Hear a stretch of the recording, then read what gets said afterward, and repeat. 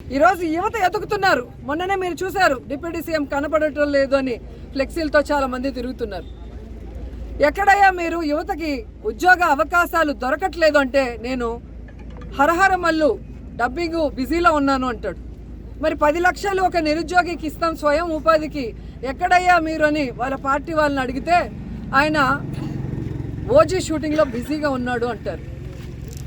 ఇంకొకరు వెళ్ళి నిరుద్యోగ భృతి అన్న ఇవ్వండి అయ్యా, ఉద్యోగం ఇచ్చే లోపల 3,000, ఇప్పటికే 13 నెలలు అంటే 13 × 3,000 బాకీ ప్రతి కుటుంబంలో ఉన్న నిరుద్యోగికి అంటే ఆయన ఉస్తాద్ భగత్ సింగ్ షూటింగ్లో చాలా బిజీ, మా ఫోన్కే అందటం లేదని జనసేన వాళ్ళు అంటున్నారు.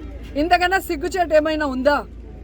సో సూటిగా చెప్తున్నాం చంద్రబాబు నాయుడు గారికి, పవన్ కళ్యాణ్కి, లోకేష్కి, ఈ రాష్ట్రంలో ఉన్న నిరుద్యోగుల ఓట్లు వేసుకొని వాళ్ళను మోసం చేస్తే ఎవరు ఊరుకునే పరిస్థితి లేదు. వెంటనే ఈరోజు వాళ్ళకి ఉద్యోగ అవకాశాలు కల్పించాలి, లేదంటే అంతవరకు నిరుద్యోగ భృతి ఈ 13 నెలలతో సహా కలిపి ఇవ్వాలని కూడా ఈ సందర్భంగా అడుగుతున్నాను. ఎందుకంటే ఈ రాష్ట్రం డబ్బులతో చంద్రబాబు నాయుడు ఒక హెలికాప్టర్ స్పెషల్ ఫ్లైట్, అలాగే పవన్ కళ్యాణ్ ఒక స్పెషల్ ఫ్లైట్, లోకేష్ ఒక స్పెషల్ ఫ్లైట్ కొనుక్కుంటాడు, మళ్ళీ అందరికీ కలిసి స్పెషల్ హెలికాప్టర్లు. ఈ దుబారా ఖర్చులకి డబ్బు ఉంది, కానీ యువతకి నిరుద్యోగ భృతి ఇవ్వమంటే డబ్బు లేదు అంటే ఎవరు ఊరుకుంటారు?